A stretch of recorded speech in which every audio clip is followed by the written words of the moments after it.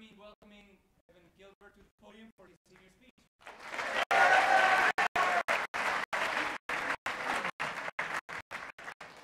Good morning. Freshman year, I decided that senior speeches were pointless.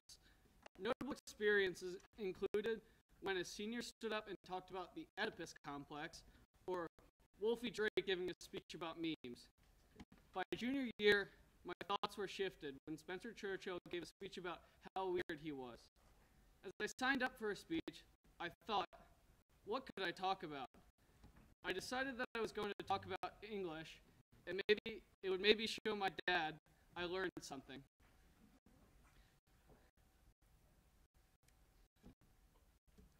Having said that, I have never been a very good English student.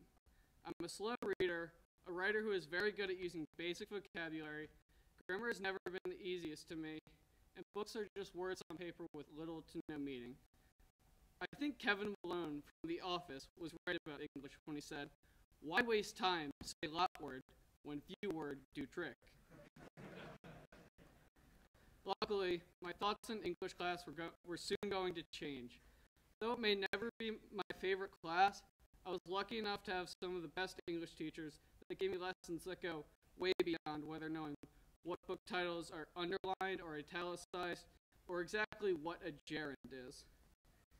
Coming into high school, Mr. Christian was going to be my freshman year English teacher. I heard many stories of Mr. Christian and how he was potentially crazy, all because I heard when I said he was going to be my teacher was, "Books are alive," and Dante is everywhere. And I had no idea what that meant. Throughout the first half of the year, once again I found myself struggling with English. However, somewhere during the third quarter, we started a new book that I had no excitement about reading. But for this book, Mr. Christian showed us a video of Jimmy Valvano at the Assemblies. For those of you who are not familiar with the name, Jimmy Valvano was a basketball coach, most notably for North Carolina State. He was a very enthusiastic coach, but battled cancer until his death in 1993. In his speech, Jimmy Valvano emphasized that every day you should think, laugh, and cry. That was the start of a different English class for me. I did not realize it until halfway through the year that Mr. Christian wasn't a crazy person. He was teaching us about ourselves. He brought up multiple life lessons, but this is the one that stuck. If you really think about it, every day is filled with thought, and it's not always the big questions like, what am I going to do with my life? It's also the small questions, for example, when it's 1 in the morning and I'm ready to fall asleep, but Simon Warfield turns to me and asks if I want to make mozzarella sticks. And I respond, yeah, let's do that. There's also laughter, which always seems to brighten my day. Whether it's the joy of being in the senior room, hearing what somebody will say next that makes me burst out laughing, or rewatching The Office, laughter always seems to be what gets me through the day. And finally, crying. I would not say that that's a daily routine for me, but it always feels good to get some tears out every once in a while. For instance, this past fall, I gained a key role as bench co-captain of the soccer team along with Leo Morton. We had a tough season, and eventually in the semifinal game, were defeated by McDonough. The team was brought to tears as we huddled in the locker room after the game, not only because of the defeat, but also because of how we had become very close as a team, and we're not ready to give that up. After this lesson, I found myself sitting up in my seat during class, waiting for the next lesson somebody might be presented with, which started the next year, when I had Miss Neff as my teacher. I planned to carry on my knowledge from the previous year, although at the beginning it did not go very well. The year started with a poor effort on my part because once again I was falling into the same lazy routine. I would not pay attention very well in class because the books didn't interest me very much. As the year went on, we started reading Kazuo Ishiguro's Never Let Me Go, which was a confusing book until one day we were having a group discussion of the book, and I drew a connection of the clones to a similar scene in Star Wars Episode II, Attack of the Clones. And Miss Knapp responded that it was a good observation. That is when I realized that when I'm not comfortable or confident with the task at hand, I need to put it in terms I know. Throughout the rest of the year, I would bring up countless examples, mostly from Star Wars, but anything that put things into context helped me. Later that year, golf season had started, and it was going to be a tough season ahead, but I was feeling really good about the way I was playing. Not long after, I was told by a golf instructor that I had an unnatural golf swing. This threw me off my game, especially because I thought I had a pretty good swing. Soon after, I started to fall into a slump where I was not playing nearly as well because of this thought process. It was then that I realized that I was not going to change my swing just because someone said it looked off. So instead of trying to change it because it was unnatural, I just practiced it to make it work the way I knew it would. Junior year, and my first off-campus class, which was English at Bryn Mawr with Miss Park. Every day I would walk over with Leo, and we'd talk about various topics.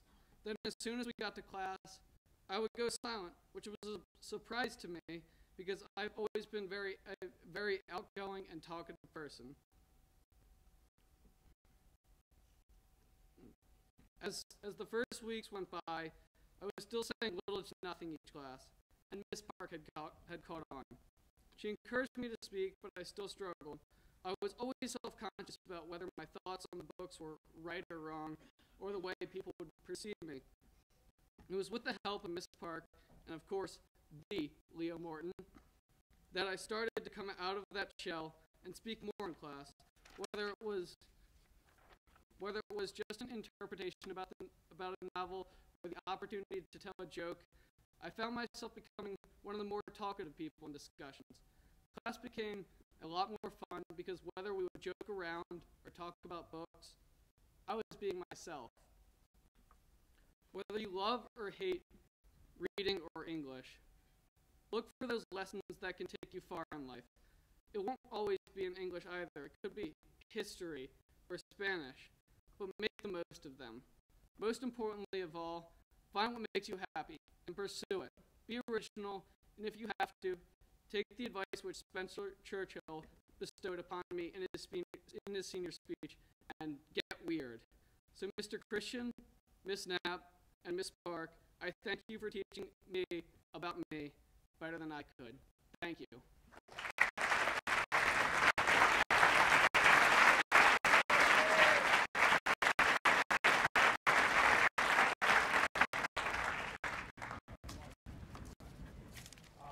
Before we do that, I have one quick thing to say. I mentioned the card for the boys' Latin family last week. I have it. It's in the office. I'm going to grab it after assembly. I'm going to set it up in the annex.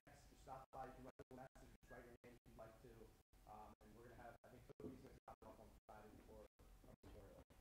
It's a great way to express our sympathies for that family. Toby, be back, please. Back, so loud. Physics guys, of course, no lab today. We're going to try to shoot for small periods. So guys that have solved the lab you're thinking. So back to small. So just a reminder to the students in the entrepreneurship class, we're going to meet down front right after this. It'll be a short meeting with entrepreneurship students day in front after assembly. Thanks. These students.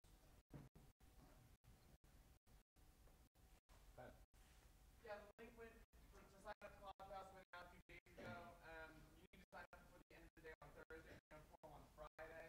7 p.m. Centennial Hall. If you haven't before ever had a coffee house or not this year, I really recommend it. It's a great way to kind of showcase some hidden talents of yours.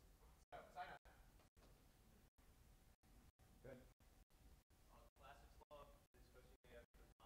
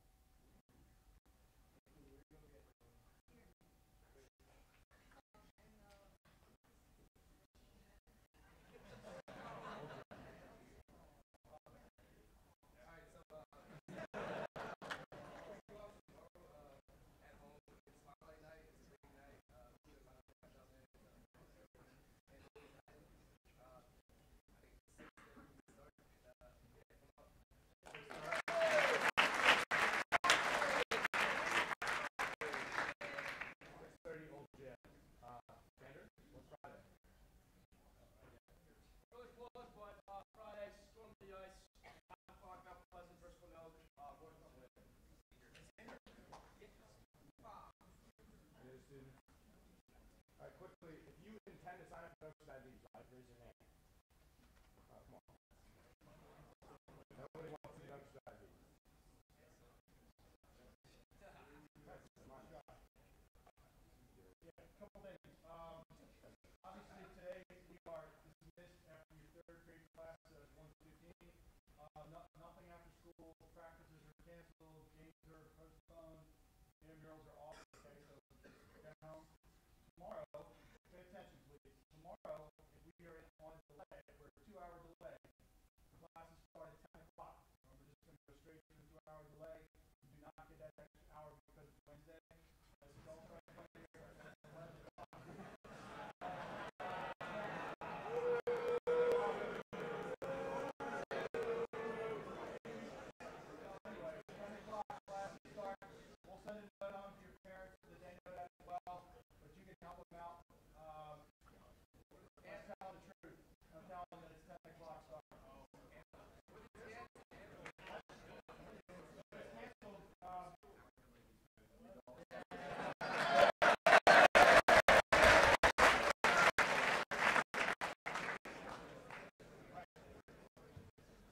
Gilman and ladies who are present, welcome our next senior speaker, Simeon Parker.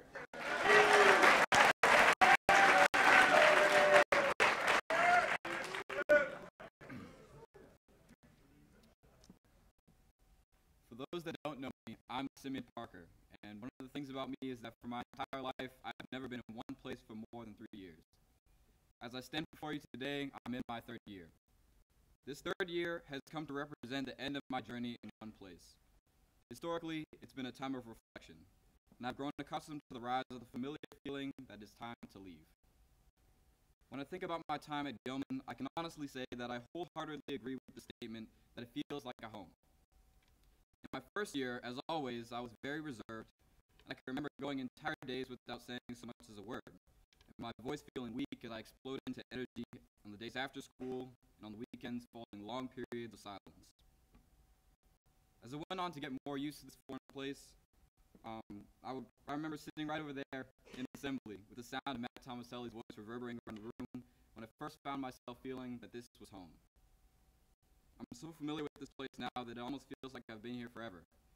And when I hear people talking about a time before I came here, it feels almost like a hole in my memory. I've enjoyed my time here, being a part of this community.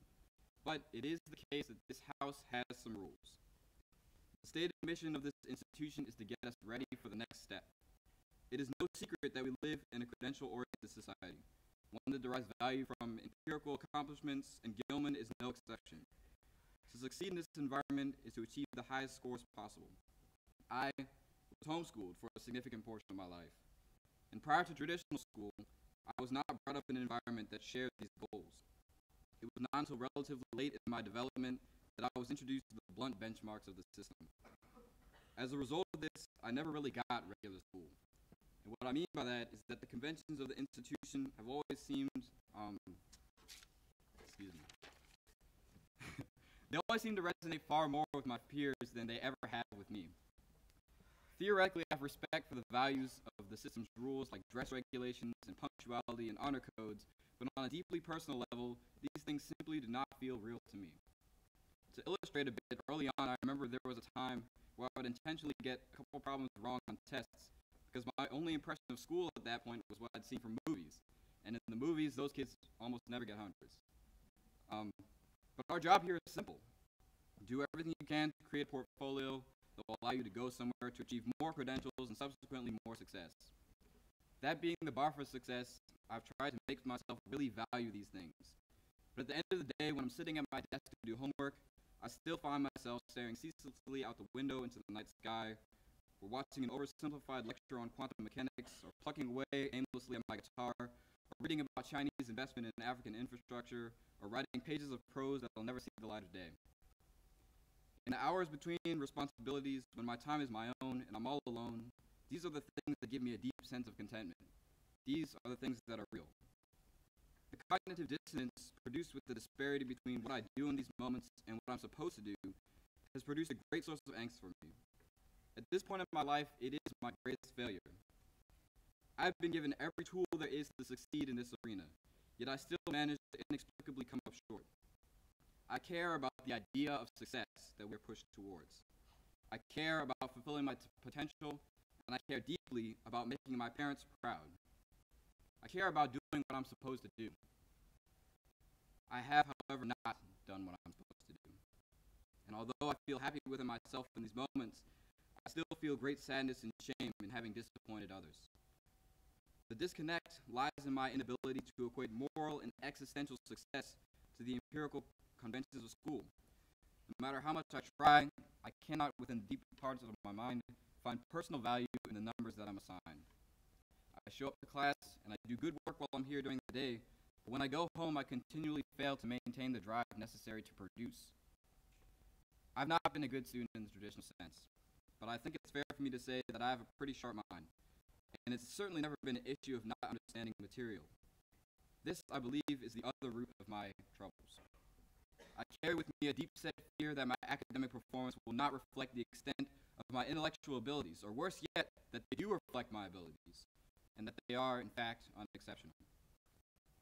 Even at the beginning of this year, I fell into a dangerous pattern of seriously doubting my abilities, which caused me to put off work and pursue things that made me feel fulfilled and incompetent, like the aforementioned digressions, or studying unrelated topics, or simply sitting in the living room with my family, knowing full well I had work to do.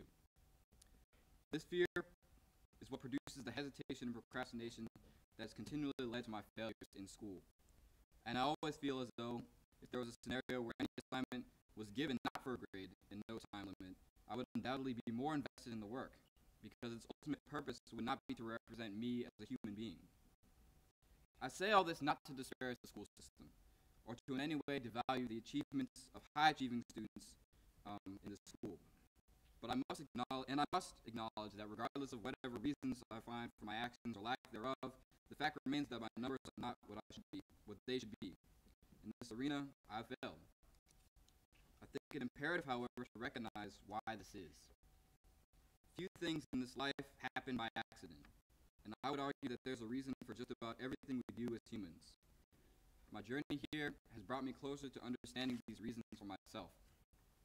I'm a prime example of what I believe is perhaps one of the most consequential quotes to bear in mind, the words from Nelson Mandela saying that our deepest fear is not that we are inadequate.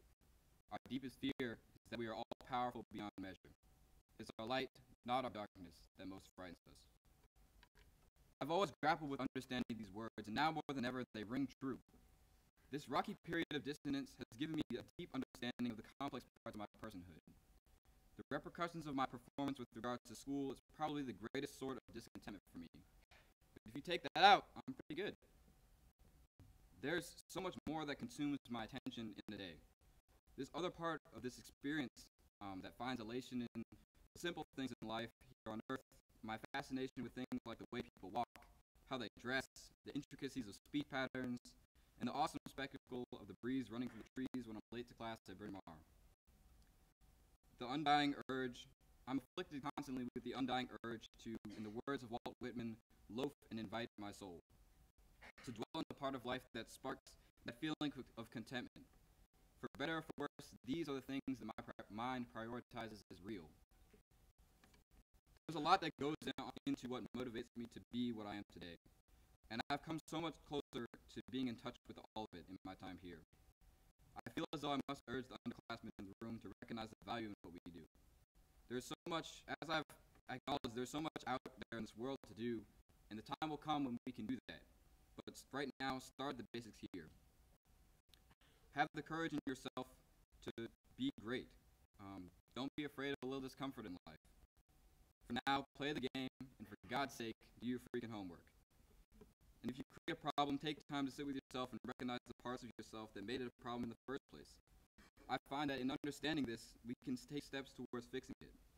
For me, the summary is that it comes down to the simple fact that I suffer from a detrimental combination of a profound fear of trying and a fanciful preoccupation with the fabrics of the universe. These things continue to be a part of my personhood and motivate my actions, not just in the empirical world of academia, but in every aspect of my life. My successes and failures are not just because. They never have been. There is a reason, and in learning to operate from an understanding of the self, I can work to produce results in the here and now. Given that, I'm at peace, and as long as I continue to be honest with myself, I always will be. I'm in my 3rd year, and as the wheels of change spin once again, it's time for me to leave. It is notable this time that I'm not the only one going, which I think is kind of cool. My brothers in the senior class will all leave here with the same experiences to start anew in whatever environments we end up in. And while I'm here, I must take the opportunity to thank from the deepest part of my soul my parents for raising me in a home of love and plenty, and for sticking with me no matter how many times I mess up.